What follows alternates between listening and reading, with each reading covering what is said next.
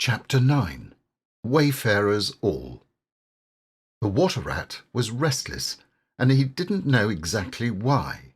To all appearance, the summer's pomp was still at fullest height, and although in the tilled acres green had given way to gold, though rowans were reddening, and the woods were dashed here and there with a tawny fierceness, yet light and warmth and colour were still present in undiminished measure, clean of any chilly premonitions of the passing year.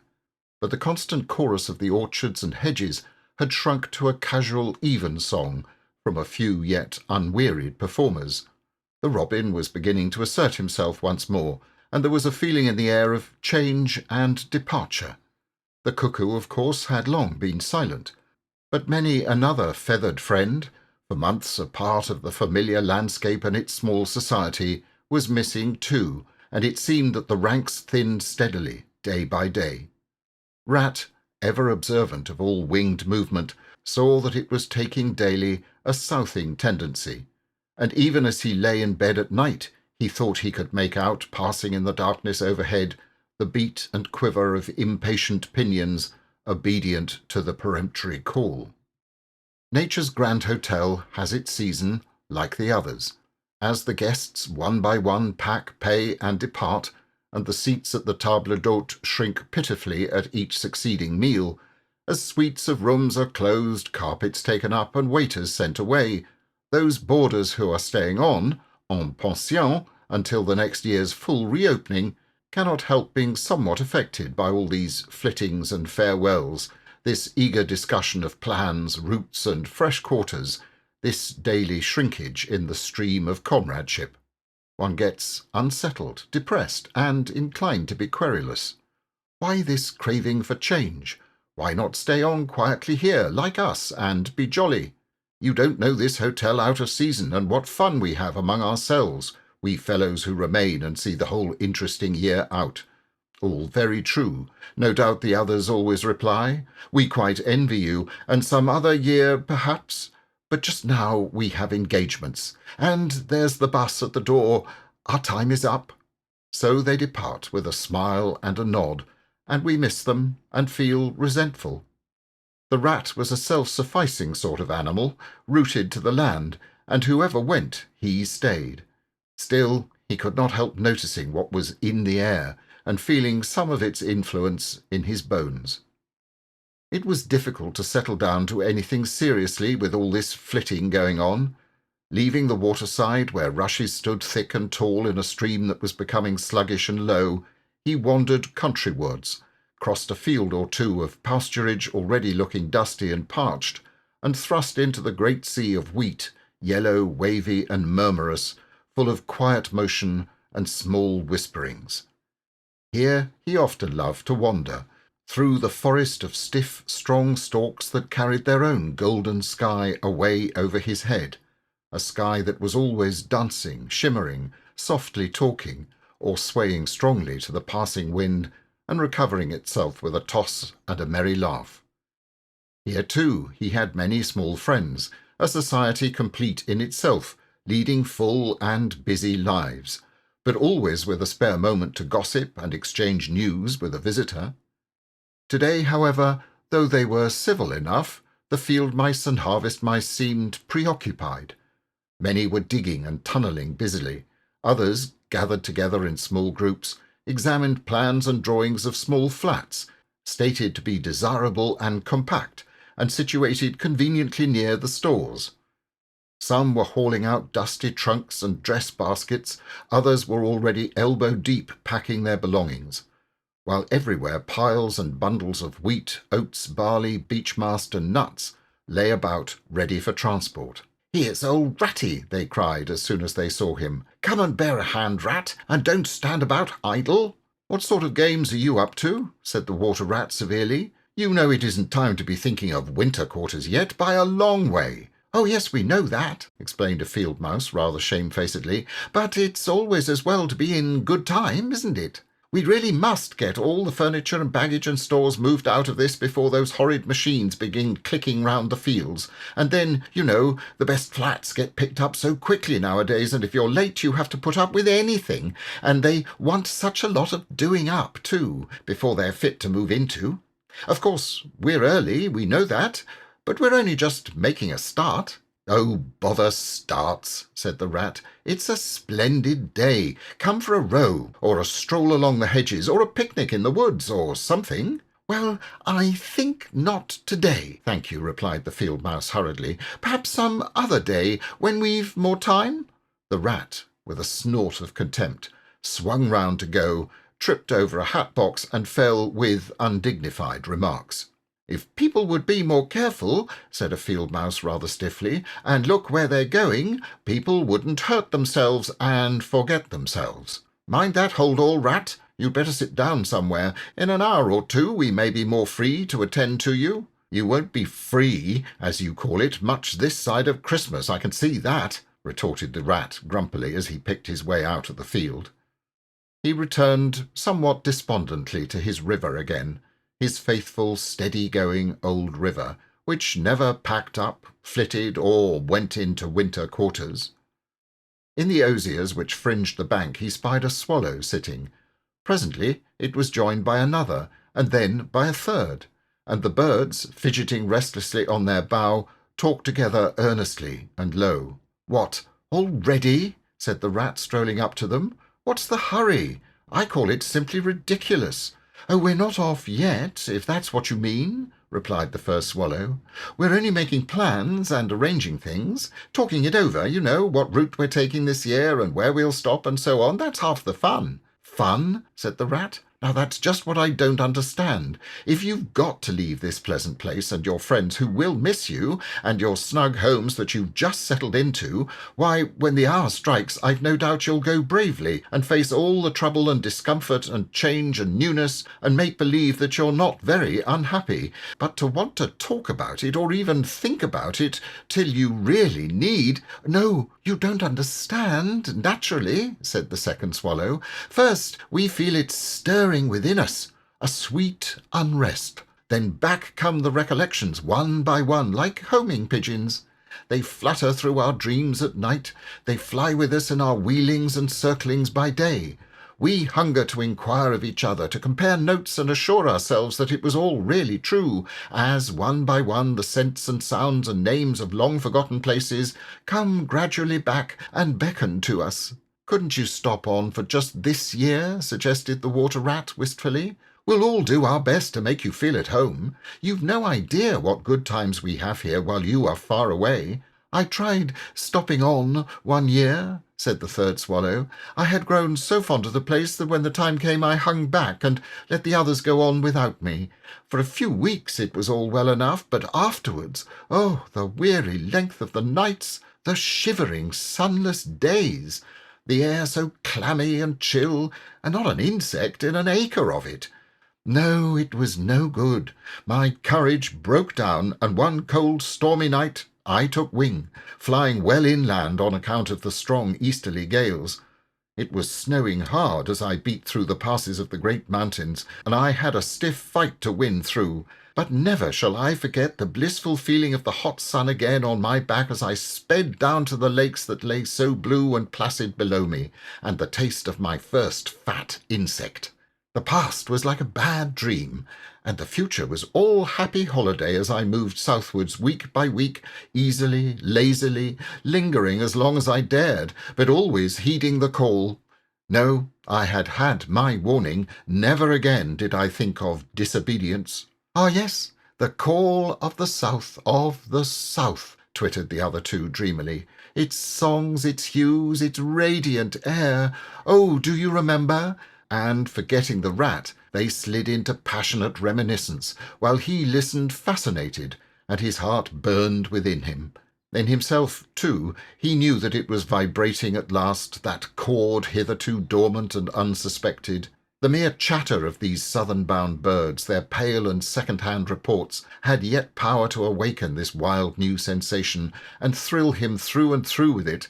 What would one moment of the real thing work in him, one passionate touch of the real southern sun, one waft of the authentic odour? With closed eyes he dared to dream a moment in full abandonment, and when he looked again the river seemed steely and chill, the green fields grey and lightless. Then his loyal heart seemed to cry out on his weaker self for its treachery. "Why do you ever come back then at all?" he demanded of the swallows jealously. "What do you find to attract you in this poor, drab little country?" "And do you think," said the first swallow, "that the other call is not for us too in its due season? The call of lush meadow grass, wet orchards, warm insect-haunted ponds, of browsing cattle, of haymaking, and all the farm buildings clustering round the house of the perfect eaves?" "Do you suppose," asked the second one, "that you are the only living thing that craves with a hungry longing to hear the cuckoo's note again?" "In due time," said the third, "we shall be homesick once more for quiet water-lilies swaying on the surface of an English stream. But today all that seems pale and thin and very far away. Just now our blood dances to other music." They fell a-twittering amongst themselves once more, and this time their intoxicating babble was of violet seas, tawny sands, and lizard-haunted wools. Restlessly the rat wandered off once more, climbed the slope that rose gently from the north bank of the river, and lay looking out towards the great ring of downs that barred his vision further southwards, his simple horizon hitherto, his mountains of the moon, his limit behind which lay nothing he had cared to see or to know. Today, to him gazing south with a newborn need stirring in his heart, the clear sky over their long, low outline seemed to pulsate with promise. Today the unseen was everything, the unknown the only real fact of life. On this side of the hills was now the real blank. On the other lay the crowded and coloured panorama that his inner eye was seeing so clearly. What seas lay beyond, green, leaping, and crested! What sun-bathed coasts, along which the white villas glittered against the olive woods! What quiet harbours thronged with gallant shipping, bound for purple islands of wine and spice, islands set low in languorous waters! He rose and descended riverwards once more, then changed his mind and sought the side of the dusty lane. There, lying half buried in the thick, cool under-hedge tangle that bordered it, he could muse on the metalled road and all the wondrous world that it led to, on all the wayfarers, too, that must have trodden it, and the fortunes and adventures they had gone to seek or found unseeking out there beyond. Footsteps fell on his ear, and the figure of one that walked somewhat wearily came into view, and he saw that it was a rat, and a very dusty one. The wayfarer, as he reached him, saluted with a gesture of courtesy that had something foreign about it, hesitated a moment, then, with a pleasant smile, turned from the track and sat down by his side in the cool herbage. He seemed tired, and the rat let him rest unquestioned, understanding something of what was in his thoughts, knowing, too, the value all animals attach at times to mere silent companionship, when the weary muscles slacken and the mind marks time. The wayfarer was lean and keen-featured and somewhat bowed at the shoulders. His paws were thin and long, his eyes much wrinkled at the corners, and he wore small gold earrings in his neatly set, well-shaped ears. His knitted jersey was of a faded blue, his breeches, patched and stained, were based on a blue foundation, and his small belongings that he carried were tied up in a blue cotton handkerchief. When he had rested a while, the stranger sighed, sniffed the air, and looked about him. "That was clover, that warm whiff on the breeze," he remarked. "And those are cows we hear cropping the grass behind us and blowing softly between mouthfuls. There is a sound of distant reapers, and yonder rises a blue line of cottage smoke against the woodland. The river runs somewhere close by, for I can hear the call of a moorhen, and I see by your build that you're a freshwater mariner. Everything seems asleep, and yet going on all the time. It is a goodly life that you lead, friend, no doubt the best in the world, if only you are strong enough to lead it." "Yes, it's the life, the only life to live," responded the water-rat dreamily, and without his usual whole-hearted conviction. "I did not say exactly that," replied the stranger cautiously, "but no doubt it's the best. I've tried it, and I know. And because I've tried it, 6 months of it, and know it's the best, here am I, footsore and hungry, tramping away from it, tramping southward, following the old call, back to the old life, the life which is mine, and which will not let me go. Is this, then, Yet another of them, mused the Rat. And where have you just come from? He asked. He hardly dared to ask where he was bound for. He seemed to know the answer only too well. Nice little farm, replied the wayfarer briefly. Up along in that direction. He nodded northwards. Never mind about it. I had everything I could want, everything I had any right to expect of life, and more. And here I am. Glad to be here all the same, though, glad to be here. So many miles further on the road, so many hours nearer to my heart's desire. His shining eyes held fast to the horizon, and he seemed to be listening for some sound that was wanting from that inland acreage, vocal as it was with the cheerful music of pasturage and farmyard. "You're not one of us," said the Water-Rat, "nor yet a farmer, nor even, I should judge, of this country." "Right," replied the stranger. "I'm a seafaring rat, I am, and the port I originally hail from is Constantinople, though I'm a sort of a foreigner there too, in a manner of speaking. You will have heard of Constantinople, friend? A fair city and an ancient and glorious one, and you may have heard, too, of Sigurd, King of Norway, and how he sailed thither with 60 ships, and how he and his men rode up through streets all canopied in their honour with purple and gold, and how the Emperor and Empress came down and banqueted with him on board his ship. When Sigurd returned home, many of his Northmen remained behind and entered the Emperor's bodyguard, and my ancestor, a Norwegian-born, stayed behind too, with the ships that Sigurd gave the Emperor. Seafarers we have ever been, and no wonder. As for me, the city of my birth is no more my home than any pleasant port between there and the London River. I know them all, and they know me. Set me down on any of their quays or foreshores, and I am home again." "I suppose you go on great voyages," said the Water-Rat with growing interest. "Months and months out of sight of land, and provisions running short, and allowance as to water, and your mind communing with the mighty ocean, and all that sort of thing?" "By no means," said the Sea-Rat frankly. "Such a life as you describe would not suit me at all. I'm in the coasting trade, and rarely out of sight of land. It's the jolly times on shore that appeal to me as much as any seafaring. Oh, those southern seaports! The smell of them, the riding lights at night, the glamour!" "Well, perhaps you have chosen the better way," said the Water-Rat, but rather doubtfully. "Tell me something of your coasting, then, if you have a mind to, and what sort of harvest an animal of spirit might hope to bring home from it, to warm his latter days with gallant memories by the fireside. For my life, I confess you, feels to me today somewhat narrow and circumscribed. My last voyage," began the Sea-Rat, "that landed me eventually in this country, bound with high hopes for my inland farm, will serve as a good example of any of them, and indeed as an epitome of my highly coloured life. Family troubles, as usual, began it. The domestic storm-cone was hoisted, and I shipped myself on board a small trading vessel bound from Constantinople by classic seas whose every wave throbs with a deathless memory, to the Grecian islands and the Levant. Those were golden days and balmy nights. In and out of harbour all the time, old friends everywhere, sleeping in some cool temple or ruined cistern during the heat of the day, feasting and song after sundown, under great stars set in a velvet sky. Thence we turned and coasted up the Adriatic, its shores swimming in an atmosphere of amber, rose, and aquamarine. We lay in wide landlocked harbours, we roamed through ancient and noble cities, until at last one morning, as the sun rose royally behind us, we rode into Venice down a path of gold. Oh, Venice is a fine city, wherein a rat can wander at his ease and take his pleasure.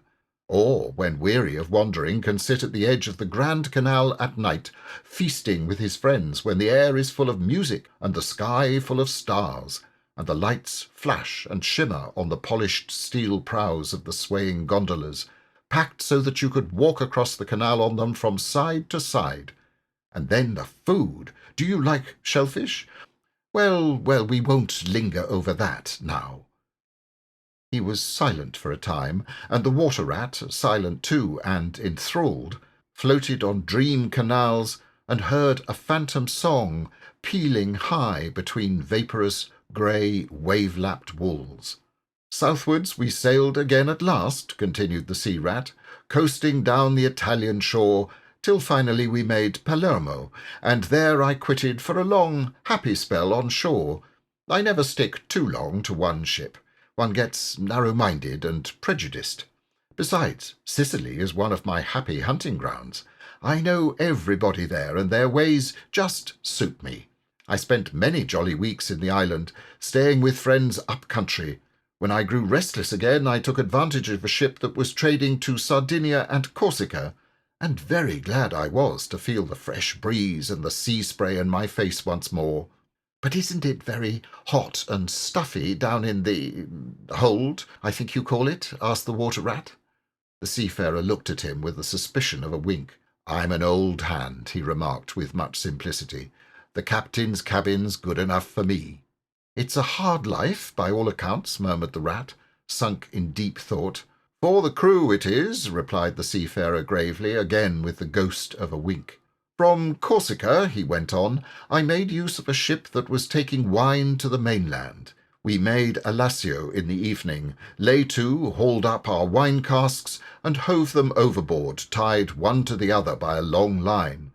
Then the crew took to the boats and rowed shorewards, singing as they went, and drawing after them the long bobbing procession of casks, like a mile of porpoises. On the sands they had horses waiting, which dragged the casks up the steep street of the little town with a fine rush and clatter and scramble. When the last cask was in, we went and refreshed and rested, and sat late into the night, drinking with our friends, and next morning I took to the great olive woods for a spell and a rest. For now I had done with islands for the time, and ports and shipping were plentiful. So I led a lazy life among the peasants, lying and watching them work, or stretched high on the hillside with the blue Mediterranean far below me. And so, at length, by easy stages, and partly on foot, partly by sea, to Marseille, and the meeting of old shipmates, and the visiting of great ocean-bound vessels, and feasting once more. Talk of shellfish! Why, sometimes I dream of the shellfish of Marseille, and wake up crying. "That reminds me," said the polite water rat, "you happened to mention that you were hungry, and I ought to have spoken earlier. Of course you will stop and take your midday meal with me? My hole is close by. It is some time past noon, and you are very welcome to whatever there is." "Now I call that kind and brotherly of you," said the sea rat. "I was indeed hungry when I sat down, and ever since I inadvertently happened to mention shellfish, my pangs have been extreme. But couldn't you fetch it along out here? I am none too fond of going under hatches unless I'm obliged to, and then, when we eat, I could tell you more concerning my voyages and the pleasant life I lead. At least, it is very pleasant to me, and by your attention I judge it commends itself to you. Whereas, if we go indoors, it's 100 to 1 that I shall presently fall asleep." "That is indeed an excellent suggestion," said the water rat, and hurried off home. There he got out the luncheon basket and packed a simple meal, in which, remembering the stranger's origin and preferences, he took care to include a yard of long French bread, a sausage out of which the garlic sang, some cheese which lay down and cried, and a long-necked, straw-covered flask, wherein lay bottled sunshine shed and garnered on far southern slopes. Thus laden, he returned with all speed, and blushed for pleasure at the old seaman's commendations of his taste and judgment, as together they unpacked the basket and laid out the contents on the grass by the roadside.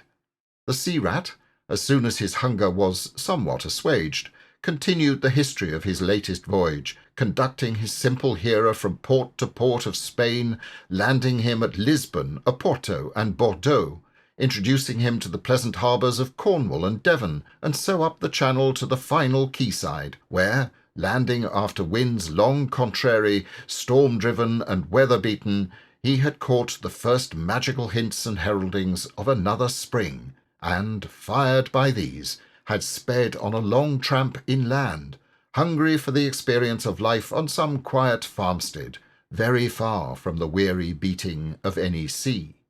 Spellbound and quivering with excitement, The water-rat followed the adventurer league by league, over stormy bays, through crowded roadsteads, across harbour bars on a racing tide, up winding rivers that hid their busy little towns round a sudden turn, and left him with a regretful sigh, planted at his dull inland farm, about which he desired to hear nothing. By this time their meal was over, and the seafarer, refreshed and strengthened, his voice more vibrant, his eye lit with a brightness that seemed caught from some far-away sea-beacon, filled his glass with the red and glowing vintage of the south, and, leaning towards the water-rat, compelled his gaze and held him body and soul while he talked. Those eyes were of the changing, foam-streaked grey-green of leaping northern seas. In the glass shone a hot ruby that seemed the very heart of the south, beating for him who had courage to respond to its pulsation. The twin lights, the shifting grey and the steadfast red, mastered the water-rat and held him bound, fascinated, powerless. The quiet world outside their rays receded far away and ceased to be, and the talk, the wonderful talk, flowed on. Or was it speech entirely, or did it pass at times into song? Chanty of the sailors weighing the dripping anchor, sonorous hum of the shrouds in a tearing north-easter, ballad of the fisherman hauling his nets at sundown against an apricot sky, chords of guitar and mandolin from gondola or caique. Did it change into the cry of the wind, plaintive at first, angrily shrill as it freshened, rising to a tearing whistle, sinking into a musical trickle of air from the leach of the bellying sail? All these sounds the spellbound listener seemed to hear, and with them the hungry complaint of the gulls and the sea-mews, the soft thunder of the breaking wave, the cry of the protesting shingle. Back into speech again it passed, and with beating heart he was following the adventures of a dozen seaports, the fights, the escapes, the rallies, the comradeships, the gallant undertakings. Or he searched islands for treasure, fished in still lagoons and dozed day-long on warm white sand. Of deep-sea fishings he heard tell, and mighty silver gatherings of the mile-long net, of sudden perils, noise of breakers on a moonless night, or the tall bows of the great liner taking shape overhead through the fog, of the merry home-coming, the headland rounded, the harbour lights opened out, the groups seen dimly on the quay, the cheery hail, the splash of the hawser, the trudge up the steep little street towards the comforting glow of red-curtained windows. Lastly, in his waking dream, it seemed to him that the adventurer had risen to his feet, but was still speaking, still holding him fast with his sea-grey eyes. "And now," he was softly saying, "I take to the road again, holding on south-westwards for many a long and dusty day, till at last I reach the little grey sea-town I know so well, that clings along one steep side of the harbour. There, through dark doorways, you look down flights of stone steps, overhung by great pink tufts of valerian, and ending in a patch of sparkling blue water.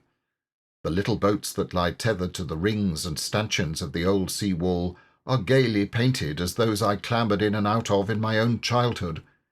The salmon leap on the flood tide, schools of mackerel flash and play past quaysides and foreshores, and by the windows the great vessels glide night and day up to their moorings or forth to the open sea. There, sooner or later, the ships of all seafaring nations arrive, and there at its destined hour the ship of my choice will let go its anchor. I shall take my time, I shall tarry and bide, till at last the right one lies waiting for me, warped out into mid-stream, loaded low, her bowsprit pointing down harbour. I shall slip on board, by boat or a long hawser, and then one morning I shall wake to the song and tramp of the sailors, the clink of the capstan, and the rattle of the anchor-chain coming merrily in. We shall break out the jib and the foresail, and white houses on the harbour side will glide slowly past us as she gathers steering way, and the voyage will have begun. As she forges towards the headland, she will clothe herself with canvas, and then, once outside, the sounding slap of great green seas as she heels to the wind, pointing south. And you You will come too, young brother, for the days pass and never return, and the south still waits for you. Take the adventure, heed the call, now ere the irrevocable moment passes. 'Tis but a banging of the door behind you, a blithesome step forward, and you are out of the old life and into the new. Then some day long hence, jog home here if you will, when the cup has been drained and the play has been played, and sit down by your quiet river with a store of goodly memories for company. You can easily overtake me on the road, for you are young, and I am aging and go softly. I will linger and look back, and at last I will surely see you coming, eager and light-hearted, with all the south in your face." The voice died away and ceased as an insect's tiny trumpet dwindles swiftly into silence, and the water-rat, paralyzed and staring, saw at last but a distant speck on the white surface of the road. Mechanically he rose and proceeded to repack the luncheon basket, carefully and without haste. Mechanically he returned home, gathered together a few small necessaries and special treasures he was fond of, and put them in a satchel, acting with slow deliberation, moving about the room like a sleepwalker, listening ever with parted lips. He swung the satchel over his shoulder, carefully selected a stout stick for his wayfaring, and with no haste, but with no hesitation at all, he stepped across the threshold just as the mole appeared at the door. "Why, where are you off to, Ratty?" asked the mole in great surprise, grasping him by the arm. "Going south with the rest of them," murmured the rat in a dreamy monotone, never looking at him. "Seawards first, and then on shipboard, and so to the shores that are calling me." He pressed resolutely forward, still without haste, but with dogged fixity of purpose. But the mole, now thoroughly alarmed, placed himself in front of him, and looking into his eyes, saw that they were glazed and set, and turned a streaked and shifting grey, not his friend's eyes, but the eyes of some other animal. Grappling with him strongly, he dragged him inside, threw him down, and held him. The rat struggled desperately for a few moments, and then his strength seemed suddenly to leave him, and he lay still and exhausted, with closed eyes, trembling. Presently the mole assisted him to rise, and placed him in a chair, where he sat collapsed and shrunken into himself, his body shaken by a violent shivering, passing in time into an hysterical fit of dry sobbing. Mole made the door fast, threw the satchel into a drawer and locked it, and sat down quietly on the table by his friend, waiting for the strange seizure to pass. Gradually the rat sank into a troubled doze, broken by starts and confused murmurings of things strange and wild and foreign to the unenlightened mole, and from that he passed into a deep slumber. Very anxious in mind, the mole left him for a time and busied himself with household matters, and it was getting dark when he returned to the parlour and found the rat where he had left him, wide awake indeed, but listless, silent, and dejected. He took one hasty glance at his eyes, found them, to his great gratification, clear and dark and brown again as before, and then sat down and tried to cheer him up and help him to relate what had happened to him. Poor Ratty did his best, by degrees, to explain things, but how could he put into cold words what had mostly been suggestion? How recall for another's benefit the haunting sea voices that had sung to him? How reproduce at second hand the magic of the seafarer's 100 reminiscences? Even to himself, now the spell was broken and the glamour gone, he found it difficult to account for what had seemed some hours ago the inevitable and only thing. It is not surprising, then, that he failed to convey to the mole any clear idea of what he had been through that day. To the mole this much was plain. The fit or attack had passed away and had left him sane again, though shaken and cast down by the reaction. But he seemed to have lost all interest for the time in the things that went to make up his daily life, as well as in all pleasant forecastings of the altered days and doings that the changing season was surely bringing. Casually, then, and with seeming indifference the mole turned his talk to the harvest that was being gathered in, the towering wagons and their straining teams, the growing ricks and the large moon rising over bare acres dotted with sheaves. He talked of the reddening apples around, of the browning nuts, of jams and preserves and the distilling of cordials, till by easy stages such as these he reached midwinter, its hearty joys and its snug home life, and then he became simply lyrical. By degrees the rat began to sit up and to join in. His dull eye brightened, and he lost some of his listening air. Presently the tactful mole slipped away and returned with a pencil and a few half-sheets of paper, which he placed on the table at the friend's elbow. "It's quite a long time since you did any poetry," he remarked. "You might have a try at it this evening, instead of, brooding over things so much. I've an idea that you'll feel a lot better when you've got something jotted down, if it's only just the rhymes." The rat pushed the paper away from him wearily, but the discreet mole took occasion to leave the room, and when he peeped in again some time later, the rat was absorbed and deaf to the world, alternately scribbling and sucking the top of his pencil. It's true that he sucked a good deal more than he scribbled, but it was joy to the mole to know that the cure had at least begun.